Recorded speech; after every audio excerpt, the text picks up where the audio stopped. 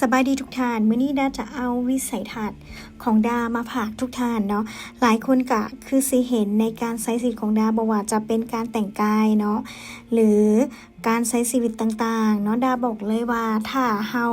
มีความมั่นใจในตัวเองหรือว่าสร้างพลังงานให้ตัวเองเนาะเฮาสิเข้าใจการใช้ชีวิตที่ง่ายขึ้นเนาะสร้างความสุขให้ตัวเองบ่ต้องอายเนาะเป็นเอกลักษณ์ของตัวเองบ่ต้องอาย